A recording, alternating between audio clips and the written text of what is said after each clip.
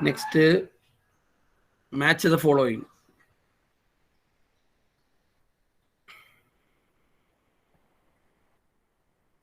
Buland Darwaza. അതിന് നേരെ ഷാജഹാൻ.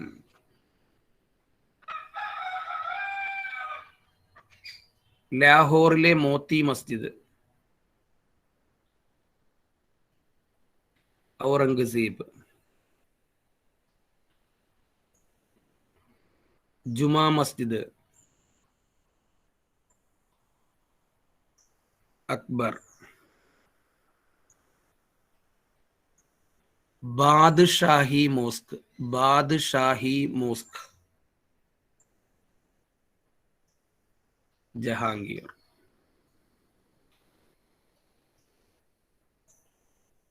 ഇതിൽ ചെറിയൊരു പ്രശ്നം ഉണ്ടെന്ന് തോന്നുന്നുണ്ട്. ഇവിടെ നമ്മൾ നോക്കാം. ഒന്ന് പറയാം, ബുലന്ദ് ദർവാസ നമുക്ക് എല്ലാവർക്കും അറിയാം. ആരാ ബുലന്ദ് ദർവാസ പണി കഴിപ്പിച്ചതാരാ? അക്ബർ. അക്ബർ. ബുലന്ദ് ദർവാസ അക്ബറാണ്. ലാഹോറിലെ മോത്തി മസ്ജിദ് ആരാണ്? ഷാജഹാനാണ്. ഡൽഹി ജുമാ മസ്ജിദ് ആരാ? ജഹാംഗീർ. അല്ല, അതാണ് ഞാനിവിടെ പ്രശ്നം. ജഹാംഗീർ എന്ന ഓപ്ഷന് ആൻസർ ഇതിലില്ല. മോത്തി മസ്ജിദും ഡൽഹി ജുമാ മസ്ജിദും സ്ഥാപിച്ചത് ഷാജഹാനാണ്. അല്ലാതെ എവിടെയെങ്കിലും കണ്ടിട്ടുണ്ടോ? ഈ പറയണ മക്കളെ. പിന്നെ ബാദ്ഷാഹി മോസ്ക് ഔറംഗസീബ്. മോത്തി മസ്ജിദ് ജഹാംഗീർ എവിടെയെങ്കിലും കണ്ടിട്ടുണ്ടോ? ഇല്ലല്ല, ഞങ്ങൾ പഠിക്കുന്ന ഭാഗമായിട്ട് എവിടെയും കണ്ടിട്ടുണ്ടോ ചെയ്യുന്നത്? മോത്തി മസ്ജിദും ഡൽഹി ജുമാ മസ്ജിദും താജ്മഹലൊക്കെ ഷാജഹാന്റെ പേരിലാണ്.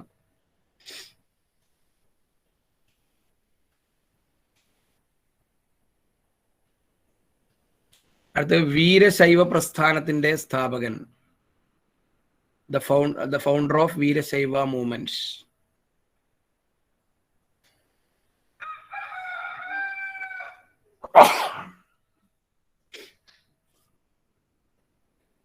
ഞാൻ 4 ഓപ്ഷൻ വായിക്കുന്നത്. ഓപ്ഷനൊക്കെ പടം എഴുതണം, ആൻസർ മാത്രം എഴുതിയാൽ മതി. അറിയാർക്കെങ്കിലും ഓപ്ഷൻ പറയാതെ തന്നെ.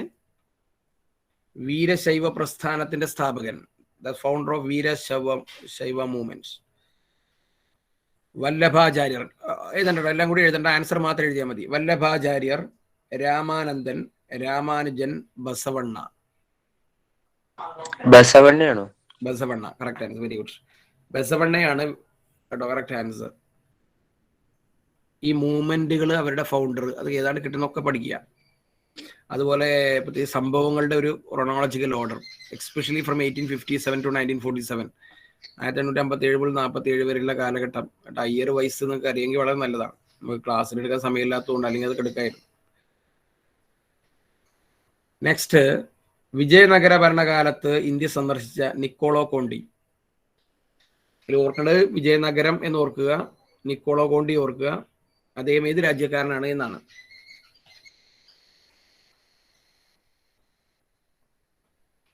വിജയനഗര ഭരണകാലത്ത് ഇന്ത്യ സന്ദർശിച്ച നിക്കോളോ കോണ്ടി ഏത് രാജ്യക്കാരനാണ്?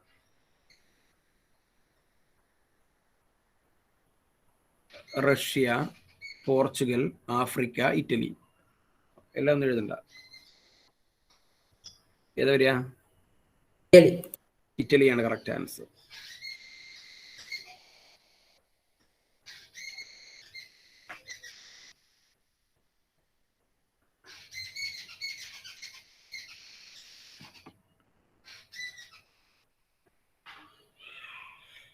അപ്പൊ ഇതാണ് 2017. ഇനി ഇടയ്ക്ക് പറയേണ്ടതുണ്ട് കേട്ടോ. അത് ഇതല്ലാത്ത ഹിസ്റ്ററി റിലേറ്റഡ് അല്ലാത്ത ക്വസ്റ്റ്യൻസ് ഞാൻ മാറ്റി വെച്ചിട്ടുണ്ട്. അധികം അത് പറയും. ഹിസ്റ്ററിന്റെ ഭാഗം തന്നെയാണ് എങ്കിലും ഈ ഫ്രീഡം മൂവ്മെന്റ് പോലുള്ള കാര്യങ്ങളൊന്നും അല്ല. അതുകൊണ്ടാണ് അത് കൂടി പറഞ്ഞു തരും കേട്ടോ. അത് കഴിഞ്ഞിട്ട് WTO പൂർണ്ണരൂപം. ഐക്യരാഷ്ട്ര സംഘടനയുടെ ഒരു ഏജൻസിയാണ്. UN ഏജൻസിയിൽ പെട്ടെന്നാണ് WTO. പറഞ്ഞോളൂ. World trade organisation. World trade organisation, WTO. ആസ്ഥാന ഹെഡ് ക്വാർട്ടേഴ്സ് ജനീവയാണ്. സ്വിറ്റ്സർലാൻഡിലെ ജനീവയാണ് അതിൻ്റെ ആസ്ഥാനം. ആ സംഘടനകളോ അവിടെ ഏജൻസി അവിടെ ഹെഡ് ക്വാർട്ടേഴ്സ് ഇവിടെ ഒന്ന് ഓർത്ത് വെക്കുക. ഏറ്റവും പ്രധാനപ്പെട്ട സംഘടനകൾ. ഭൂദാനം, അത് ലാൻഡ് ഗിവിംഗ് എന്നുള്ള ഒരു പ്രോഗ്രാം ആരംഭിച്ചത് ഏത് രാജാക്കന്മാരാണ് എന്നാണ്. ഭൂദാൻ മൂവ്മെന്റ് അല്ല. എന്നാലും ചോദിച്ചേ ചോദ്യം. ഹലോ. ആ ഭൂദാനം ലാൻഡ് ഡിസ്ട്രിബ്യൂഷൻ ആണ് ഉദ്ദേശിക്കുന്നത്. ഭൂദാന പ്രസ്ഥാനം കേട്ടോ, അത് വിനോബ ഭാവെയാണ്. ഇത് ഭൂദാനം എന്ന് പറയുന്ന ഒരു രീതി ആരംഭിച്ച ഏത് രാജാക്കന്മാരാണെന്ന്. അത് സംഘ പീരിയഡിലാണ്. ചോളയാണോ, പാണ്ഡ്യാണോ, ശതവാഹനന്മാരാണോ, ഗുപ്തന്മാരാണോ?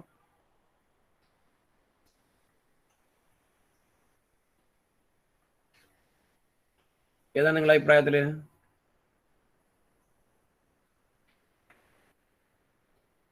ശതവാഹനന്മാരാണ്. ശതവാഹനന്മാർ.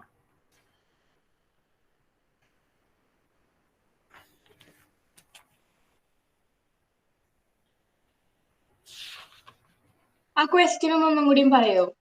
ഏത് ഭൂദാനം ആരംഭിച്ചത് ഏത് രാജാക്കന്മാരാണ്? ഭൂദാനം ആരംഭിച്ചത് ഏത് രാജാക്കന്മാരാണ്?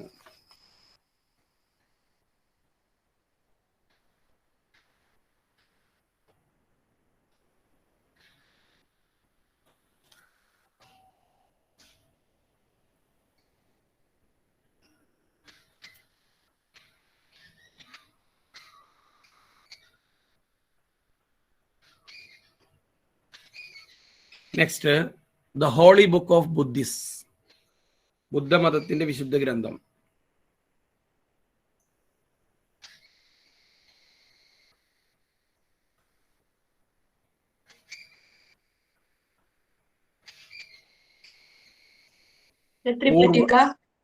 ത്രിപീഠിക. ത്രിപീഠികയാണ്. ത്രിപീഠിക.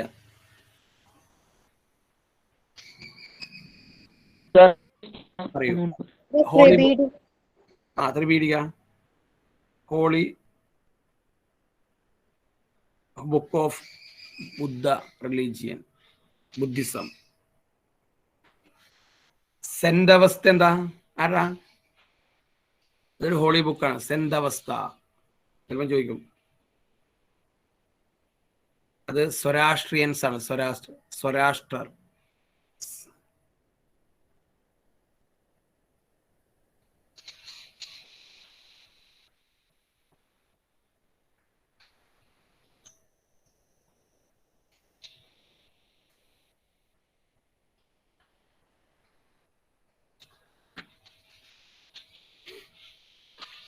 ഇനി മാച്ച് ചെയ്യാത്തത് ഏതാണ്? നെക്സ്റ്റ്,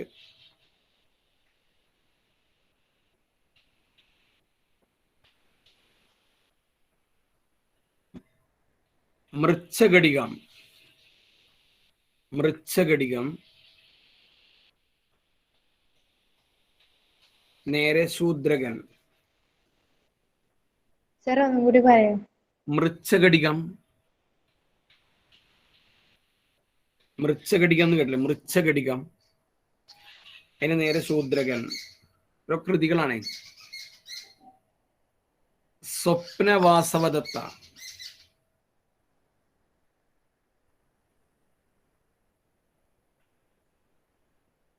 ഭാസൻ.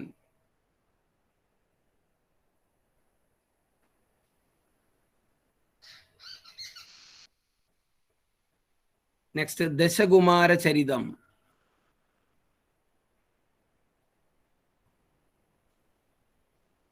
ദണ്ഡി.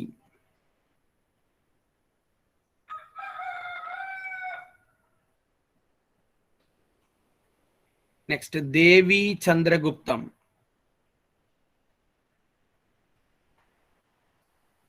ഭരവി. ദേവി ചന്ദ്രഗുപ്തം, ഭരവി. ഇങ്ങനെയാണ് 4 കൊടുത്തില്ല. ഒന്നുകൂടി വായിക്കാം. മൃച്ഛകടികം ശൂദ്രകൻ, സ്വപ്നവാസവദത്ത ഭാസൻ, ദശകുമാര ചരിതം ദണ്ഡി, ദേവി ചന്ദ്രഗുപ്തം ഭരവി. ഇതിൽ മാച്ച് ചെയ്യാത്തത് ഏതാണ്? മാച്ച് ചെയ്യാത്ത അറിയണമെങ്കിൽ മാച്ച് ചെയ്യുന്ന അറിയണം. ആൻസർ ദേവി ചന്ദ്രഗുപ്തം എന്നുള്ളതാണ് യോജിക്കാത്തത്. അത് വിശാഖദത്തൻ എഴുതിയാണ്. വിശാഖദത്തനാണ് എഴുതിയത്, ഭരവനല്ല. ഭരവി അല്ല എഴുതിയിരിക്കുന്നത്, മറിച്ച് വിശാഖദത്തനാണ് ദേവി ചന്ദ്രഗുപ്തം എഴുതിയിട്ടുള്ളത്.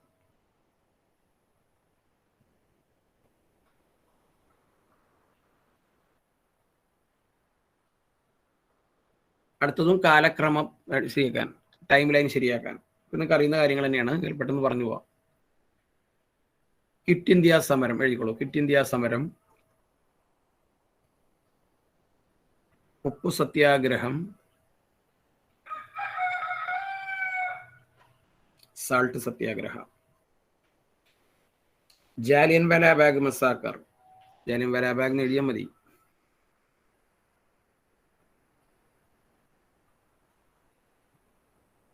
നാവിക കലാപം, നേവൽ റിബല്യൻ. നാവിക കലാപം, റെബല്യൻ, നാവിക കലാപം. ഇത് ആദ്യം നടന്നതിൽ ഏതാണ്? അല്ലെങ്കിൽ ഓരോ വർഷം പറയാം, അപ്പോൾ പണ്ടല്ലോ.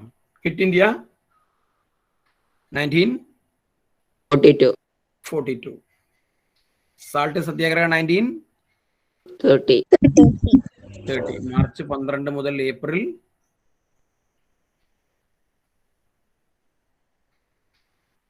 ഉപ്പു സത്യാഗ്രഹം മാർച്ച് 12 മുതൽ ഏപ്രിൽ 5 വരെയാണ്. ഏപ്രിൽ 5. നിയമം ലംഘിച്ച് ഉപ്പുണ്ടാക്കിയ ദിവസം 6-നാണ്. പക്ഷെ അവിടെ എത്തിച്ചേർന്ന യാത്രയുടെ ടൈം പീരീഡ് വരുമ്പോഴും 1930 മാർച്ച് 12 ടു ഏപ്രിൽ 5 എന്നാണ്. മാർച്ച് 12 മുതൽ ഏപ്രിൽ 5 വരെ. ജാലിയൻ വാലാബാഗ് നമുക്കറിയാം 1919. നാവിക കലാപം 1946. ഇനി ക്രമപ്പെടുത്തിക്കോളൂ. Which happen first? Jallian Wala-Bagh. First Jallian Wala-Bagh, then Salt Salt Satyagraha. Satyagraha. Quit India and naval rebellion. Okay.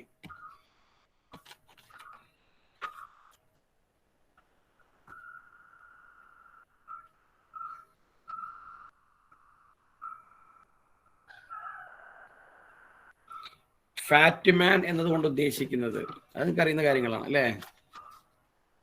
Fat മാൻ എന്താന്ന് പറയേണ്ട ആവശ്യമില്ലല്ലോ. Little boy and fat man ഏതാണ്? നാഗസാക്കിയിൽ വർഷിച്ച ബോംബിന്റെ പേര്. ലിറ്റിൽ ബോയ് ഹിരോഷിമയിലാണ്. 1942 August date. Nagasaki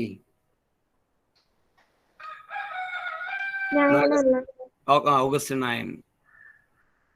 quit India ദിനവും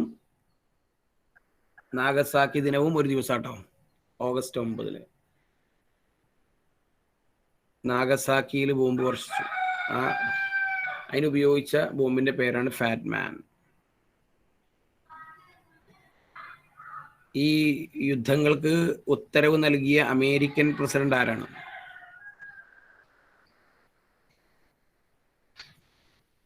ഹിരോഷിമയിലും നാഗസാക്കിയിലും ബോംബ് വർഷിക്കാനായി ആജ്ഞാപിച്ച അല്ലെങ്കിൽ കൽപ്പിച്ച അമേരിക്കൻ പ്രസിഡന്റ് പഠിച്ചില്ല? ട്രൂമാൻ, ഹാരിയസ് ട്രൂമാൻ എന്നാണ്. ട്രൂമാൻ ശരിയായ മനുഷ്യൻ. നിനക്ക് വേണ്ടത്ര ചെയ്ത ആളെ ട്രൂമാൻ എന്നാണ് ചരിത്രത്തിൽ അറിയപ്പെടുന്നത്. ഹാരിയസ് ട്രൂമാൻ, അങ്ങനെ കൊടുത്താൽ മതി. ട്രൂമാൻ.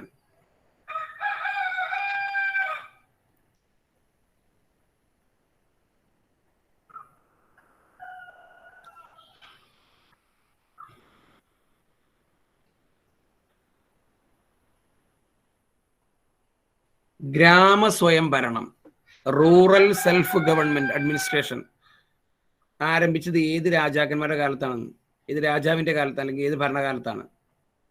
ഗ്രാമ സ്വയംഭരണം, റൂറൽ സെൽഫ് ഗവൺമെന്റ് എന്നോ സെൽഫ് അഡ്മിനിസ്ട്രേഷൻ എന്നൊക്കെ പറയും. ആരുടെ കാര്യം? ഞാൻ 4 ഓപ്ഷൻ വായിക്കാം. അതിൽ ഏതാണ് ശരി നിങ്ങൾ പറഞ്ഞായി? Rural self administration, Shivaji, Krishnadevarayar, ചോളഭരണം, ഡൽഹി സുൽത്താനേറ്റ്സ്. പറഞ്ഞോളൂ.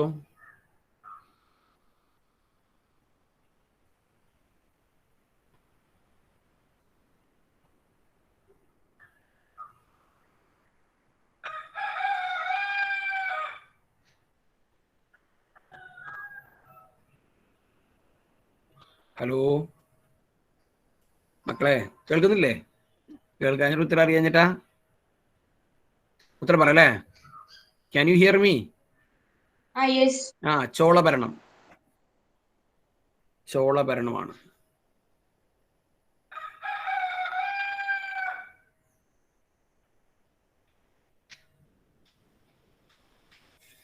Next question. ഗ്രാൻഡ് ഇല്യൂഷൻ എന്ന സിനിമയുടെ പ്രമേയം എന്താണ്? Which is the resolution of the film grand illusion? ഏതോ ഒരു സംഭവവുമായി ബന്ധപ്പെട്ടിട്ടാണ് ഗ്രാൻഡ് ഇല്യൂഷൻ എന്ന സിനിമ ഇറക്കിയിട്ടുള്ളത്, ഒരു ചരിത്ര സംഭവവുമായി ബന്ധപ്പെട്ട്. Which was that historical incident that caused the formation of a film great illusion?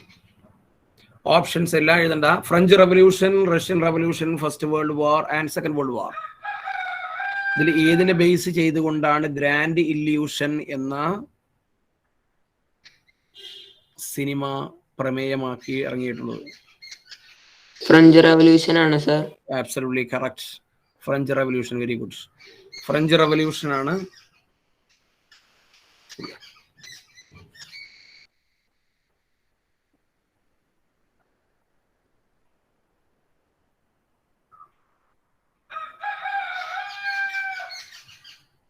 അടുത്തത് സാത്ത് സവാർ. സാത്ത് SATH അല്ലെങ്കിൽ സാത്ത് സവാർ SAVAR. സാത്ത് സവാർ രണ്ട് പേരുകളാണ്. സാത്ത് സവാർ. ഈ ടേംസ് എന്തുമായി ബന്ധപ്പെട്ടാണെന്ന്? These terms are related with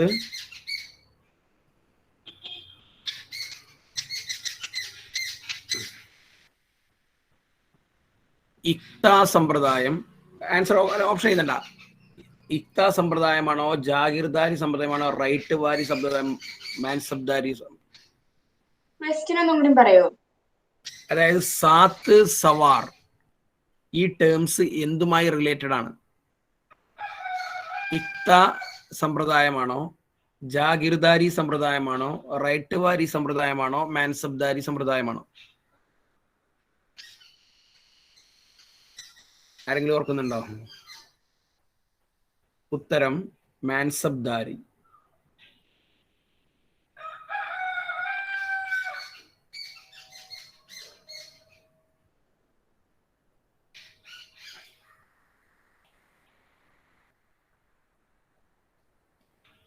next question. Gupta ഡൈനാസ്റ്റിയിലെ മഹാദണ്ഡനായകൻ കൈകാര്യം ചെയ്ത വകുപ്പ് ഏതാണ്? Which is the department led by Mahadandanayak in Gupta periods? ഗുപ്തകാലത്തെ മഹാദണ്ഡനായകൻ കൈകാര്യം ചെയ്ത വകുപ്പ്. ഡിപ്പാർട്ട്മെന്റ് ഇംഗ്ലീഷിലെ വേണ്ടേ? The department led by Mahadandanayak in Gupta periods. മഹാദണ്ഡനായകൻ ഇൻ ഗുപ്ത പീരിയഡ്. എല്ലാ ഓപ്ഷൻസ് എഴുതണ്ട, ഞാൻ ആൻസർ മാത്രമേ.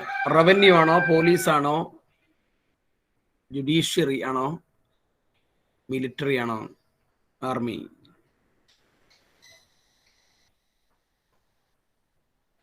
ജുഡീഷ്യറിയാണ്, നീതിന്യായം. മഹാദണ്ഡനായകൻ.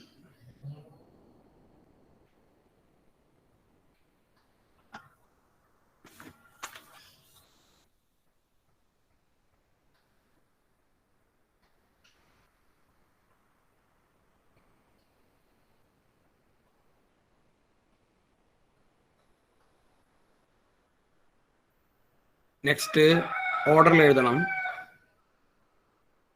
ബാസ്റ്റിൽ കോട്ടയുടെ തകർച്ച, the fall of Bastille fort.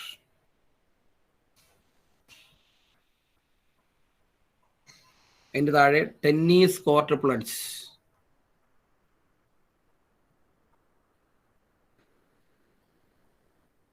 tennis, court pledge, the oath നല്ല oath of tennis court, Sir, tennis court होता. പ്രതിജ്ഞ അല്ലെങ്കിൽ മലയാളത്തിൽ ഇംഗ്ലീഷിലാകുമ്പോൾ oath of tennis court. Third national assembly.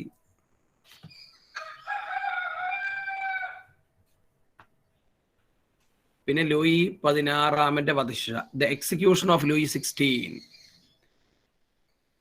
ഇത് ക്രമത്തിൽ എഴുതുകയാണെങ്കിൽ ആദ്യം ഏതാണ്? the execution of Louis 16, Louis 16 കൂടി പറയാം. ഒന്ന് ബാസ്റ്റീൽ കോട്ടയുടെ തകർച്ച, the fall of Bastille fort.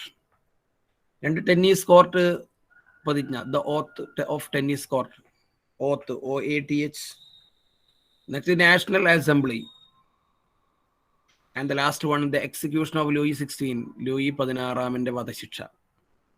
ഇവയെ ക്രമത്തിൽ എഴുതുകയാണെങ്കിൽ വിച്ച് ഹാപ്പൻ ഫസ്റ്റ്? അതാണ് ചോദ്യം. നാഷണൽ അസംബ്ലി എന്നാണ് നാഷണൽ അസംബ്ലി 1789 ജൂൺ 13. പുസ്തകങ്ങൾ പല രീതിയിലും കാണുന്നുണ്ട് കേട്ടോ. നമ്മൾ സെർച്ച് ചെയ്യുമ്പോൾ ഒരുപാട് എക്സാക്ട് ഡേറ്റുകളിൽ കുറെ കൺഫ്യൂഷൻസ് ഒക്കെ ഉണ്ട്. എങ്കിലും ഏറ്റവും കൂടുതലായി കണ്ടുവരുന്നതാണ് ഞാനിപ്പോൾ അതിൽ നാഷണൽ അസംബ്ലിയാണ് ആദ്യം 1789 ജൂൺ 13. സെക്കൻഡ് വൺ ടെന്നീസ് കോർട്ട് പ്രതിജ്ഞ. ഓത്ത് ഓഫ് ടെന്നീസ് കോർട്ട് 1789 ജൂൺ 20. കോട്ടയുടെ തകർച്ച. മൂന്നാമത്തത് ബാസ്റ്റിൽ കോട്ടയുടെ തകർച്ചയാണ്. Same year 1789 July 14. അവർക്ക് എപ്പോഴും ഹോളിഡേ ആണ് അവിടെ ആ ദിവസം അവരുടെ. And the last one Louis 16 execution ജനുവരി 21, 1793. 1793 ജാനുവരി 21.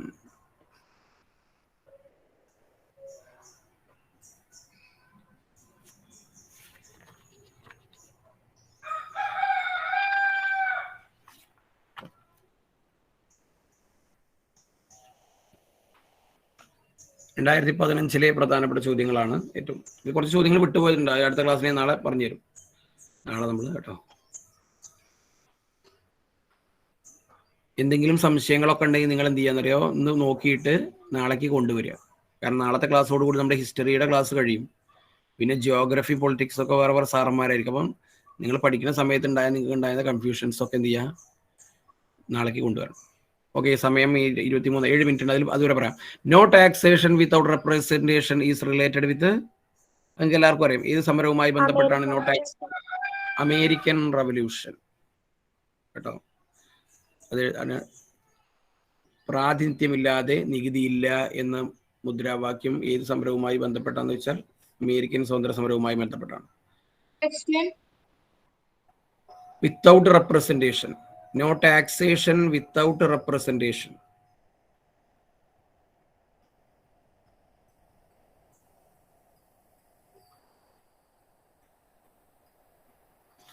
അടുത്ത ചോദിക്കോ.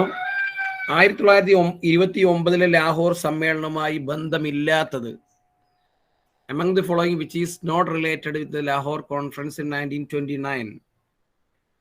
അതായത് ലാഹോർ കോൺഫറൻസ് നടന്നല്ലോ 1929. നമ്മൾ നേരത്തെ പറഞ്ഞു നെഹ്റു അധ്യക്ഷനായ ലാഹോർ കോൺഫറൻസ് പറഞ്ഞല്ലോ, പൂർണ്ണ സ്വരാജ് എന്നുള്ള റെസൊല്യൂഷൻ പാസ്സാക്കിയത്.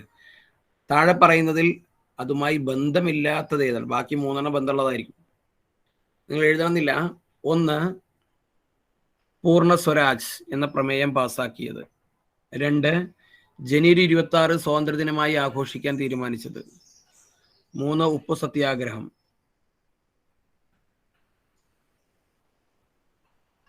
ജാലിയൻ വാലാബാഗ്. ഇങ്ങനെയാണ് ഓപ്ഷൻ കൊടുത്തിരിക്കുന്നത്. ബന്ധമില്ലാത്തത്.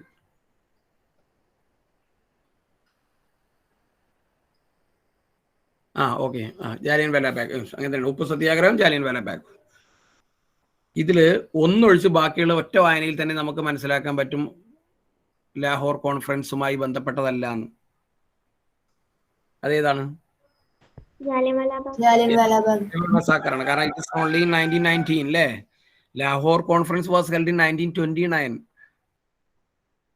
And salt satyagraha is also in 1930. That's why 1930 salt satyagraha. അത് 29 ഒരു അലയൊലി ആയിരിക്കും. ബാക്കി 1929 തന്നെ നടന്നാണ്. 1930 ജനുവരി 26 ഇന്ത്യയുടെ സ്വാതന്ത്ര്യദിനം ആഘോഷിക്കാൻ തീരുമാനിച്ചു. അപ്പോ ഉത്തരം Jallian wala Bagh മസാക്കറാണ്.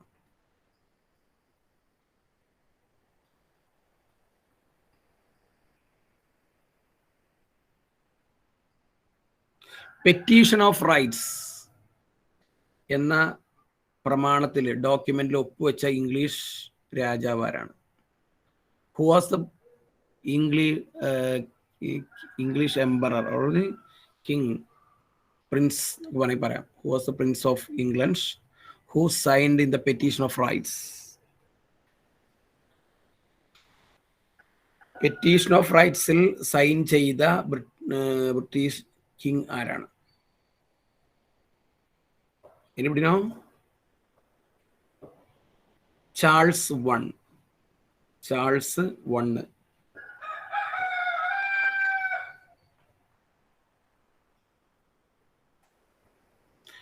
Next question. Who was the volunteer captain of Guruvayur Satyagraha? AK Gopalan. Very good. AKG ആണ്. പാവങ്ങളുടെ പടത്തലവൻ എന്നൊക്കെ അറിയപ്പെടുന്ന AKG ആണ് ഗുരുവായൂർ സത്യാഗ്രഹത്തിന്റെ വോളണ്ടിയർ ക്യാപ്റ്റൻ.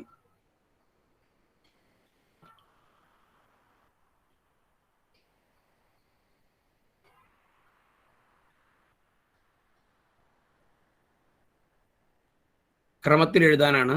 വീണ്ടും സ്വദേശി മൂവ്മെന്റ്, സ്വദേശി പ്രസ്ഥാനം, ക്വിറ്റ് ഇന്ത്യ മൂവ്മെന്റ്, നിസ്സഹകരണ പ്രസ്ഥാനം,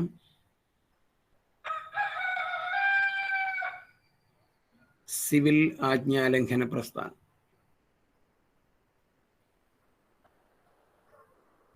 സാർ ഇംഗ്ലീഷ് പറഞ്ഞോ. Civil disobedience movement, civil disobedience movement, non cooperation movement, സ്വദേശി മൂവ്മെന്റ്, ക്വിറ്റ് ഇന്ത്യ മൂവ്മെന്റ്. സ്വദേശി movement, quit India movement, non cooperation movement, civil disobedience movement. ഏതാണ് ആദ്യം? സ്വദേശി movement. Yeah. Then non cooperation 1920 1920.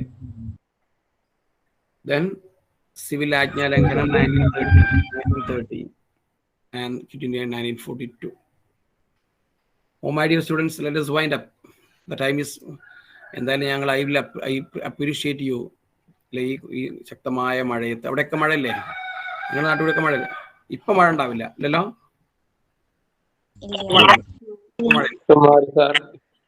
Okay. അപ്പോ ഞാൻ I will give you the contact number if any doubts. അതുപോലെ ഇന്ന് post ചെയ്യാം. ഈ നമ്പറിൽ നിങ്ങൾ വാട്സപ്പ് ചെയ്യുക, എന്തെങ്കിലും സംശയങ്ങൾ ചോദിക്കുക. ഏതൊരു കുട്ടിയോട് ഞാൻ ഇത് അയച്ചു തരാൻ പറയുന്നു. I think she is now അല്ലേ? ഫത്താസ് ആർട്ട് ആരാണല്ലോ അല്ലല്ലേ? I don't remember whose. എന്തായാലും കുട്ടി ഇവിടെ ഉണ്ടെങ്കിൽ നമ്പറിലേക്ക് 397848. ബഷീർ എന്നാണ് പേര്. വിട്ടു ചാറ്റ് ബോക്സിൽ ഇട്ടു. 9495397848. എന്ന് പറഞ്ഞ കാര്യങ്ങൾ ഇന്ന് തന്നെ പഠിക്കണം കേട്ടോ. ഇത് ഏറ്റവും ക്രീമാണ്. ഇതൊക്കെ വായിക്കുമ്പോഴേക്ക് തന്നെ നമുക്ക് മനസ്സിലാവേണ്ട ഏതൊക്കെ മേഖലകളിൽ നിന്നാണ് ഈ ക്വസ്റ്റ്യൻസ് വരുന്നതെന്ന്. അതിന് ഓരോ സബ്ജക്ട്സ് കൈകാര്യം ചെയ്യുമ്പോൾ നമുക്ക് മനസ്സിലാവും.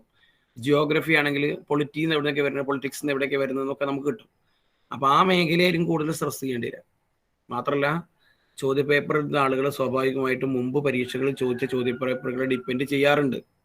അല്ലെങ്കിൽ അതിൽ ക്വസ്റ്റ്യൻസ് അങ്ങോട്ടും ഇങ്ങോട്ടും ചെറുതായിട്ട് മാറ്റി ചോദിക്കും, അല്ലെങ്കിൽ ആ ക്ലൂസ് അതിൻ്റെ ഓപ്ഷൻസ് മാറ്റും. അങ്ങനെയൊക്കെ മാറ്റിയാൽ ഈ മേഖലയിൽ നിന്ന് വരിക. ഇനി വളരെ കുറച്ചുകൂടി പറയാണ്ട് അതിന് ശേഷം നമുക്ക് എല്ലാം കൂടി നോക്കാം. Okay.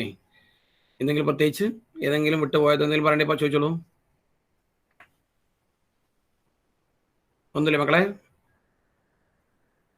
Hello sir non cooperation മൂവ്മെന്റിന്റെ ഇയർ 20 1920. വേറെ എന്തെങ്കിലും പറയൂ. മനെ ഓഡിബിൾ അല്ല, എന്തൊക്കെയോ സംതിങ് പറയുന്നതേ എന്തോ ഒരു, അല്ലെങ്കിൽ ടൈപ്പ് ചെയ്യൂ. വേണ്ടേ?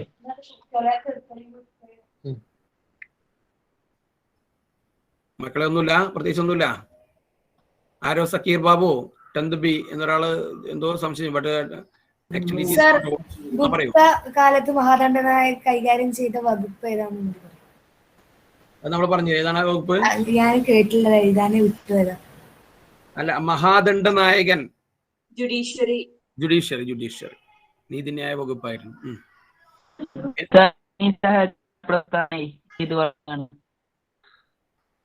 എന്താണ്?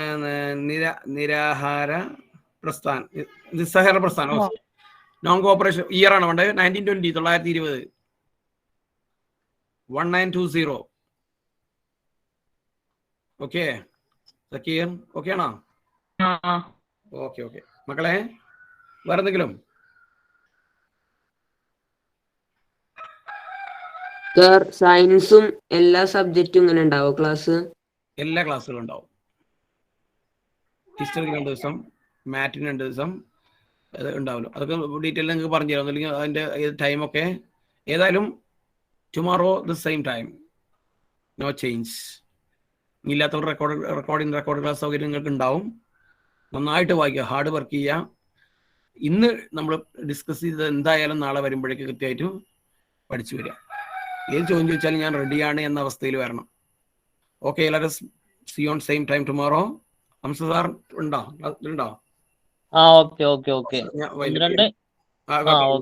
By bye. ശരി, ഒന്ന് രണ്ട് കാര്യങ്ങള് വിദ്യാർത്ഥികളോട് പറയാനുള്ളത്. സമയത്തിന് നമ്മൾ കയറുക. കാരണം 1.5 മണിക്കൂർ കഴിഞ്ഞിട്ടും പിന്നെയും ചേരുന്നവരുണ്ട്. അപ്പൊ നമ്മൾ എന്ത് ചെയ്യില്ല, അവരെ അഡ്മിറ്റ് ചെയ്യാൻ നമുക്ക് സാധിക്കില്ല. കാരണം നമുക്ക് ഓരോ പ്രോഗ്രാമുകൾ വേറുള്ളതാണ്. അപ്പൊ അതുകൊണ്ട് സമയത്തിനുള്ളിൽ 10 മിനിറ്റിന്റെ ഉള്ളിൽ തന്നെ നമ്മൾ എന്ത് ചെയ്യുക, കയറാൻ ശ്രമിക്കുക. നിങ്ങളെ ആവശ്യം എന്നുള്ള നിലയ്ക്ക് തന്നെ നിങ്ങൾ എന്ത് ചെയ്യണം, അതിൽ അറ്റൻഡ് ചെയ്യണം. പിന്നെ ഇനി നമ്മൾ കുറച്ച് പേര് കൂടി അതിൽ ഫീസ് അടക്കാണ്ട്. അവരെ എന്ത് ചെയ്യുക, 100 രൂപ മാത്രമേ നമ്മൾ രജിസ്ട്രേഷൻ ഫീസ് വെച്ചിട്ടുള്ളൂ. അപ്പൊ അത് കൃത്യമായിട്ട് എന്ത് ചെയ്യുക, എല്ലാവരും അടക്കുക. നാളെ ഇതേ സമയത്ത് തന്നെ ആയിരിക്കും നമ്മൾ ക്ലാസ് ഉണ്ടാവുക. ഇന്ന് ക്ലാസ്സിൽ ചെറിയ പ്രയാസം, ഇന്ന് ട്യൂഷൻ ഉണ്ട് എന്നുള്ള പറഞ്ഞിരുന്നു. അപ്പൊ അത് ഉള്ള ആളുകൾക്ക് നമ്മൾ എന്ത് ചെയ്യുക, റെക്കോർഡ് ക്ലാസ് കാര്യങ്ങൾ കൊടുക്കും. പിന്നെ ഇതിന്റെ എക്സാമുകളായിരിക്കും ഉണ്ടാവുക തിങ്കൾ, ചൊവ്വ, ബുധൻ ദിവസങ്ങളിൽ. അപ്പൊ അത് നിങ്ങൾ കൃത്യമായിട്ട് എന്ത് ചെയ്യണം, അറ്റൻഡ് ചെയ്യണം. ഇതിന് വേണ്ടിയിട്ട് നമ്മൾ ഈ 3 മാസം ഒരുങ്ങി റെഡി ആയാൽ നമുക്ക് തീർച്ചയായിട്ടും കിട്ടും. കാരണം നമ്മൾ ക്വസ്റ്റ്യൻ ബേസ് ചെയ്തിട്ടാണ് പോകുന്നത്. അപ്പൊ ഏത് രീതിയിലാണ് ക്വസ്റ്റ്യൻ വരിക എന്നുള്ളത് നമ്മൾ മനസ്സിലാക്കി കഴിഞ്ഞാൽ ആ ഏരിയകൾ നമ്മൾ എന്ത് ചെയ്താൽ മതി, ശ്രദ്ധിച്ചാൽ മതി. അപ്പോൾ ഇന്നത്തെ ക്ലാസ് നിങ്ങൾ കേട്ടിട്ടുണ്ടാവും. അതിന്റെ ഫീഡ്ബാക്ക് കാര്യങ്ങളൊക്കെ നിങ്ങൾ നമ്മളെ ഗ്രൂപ്പിൽ അറിയിക്കുക. Okay, thank you.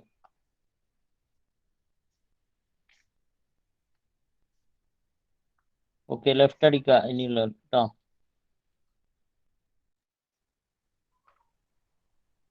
Thank you, sir. Thank you. Thank you, sir. Thank you.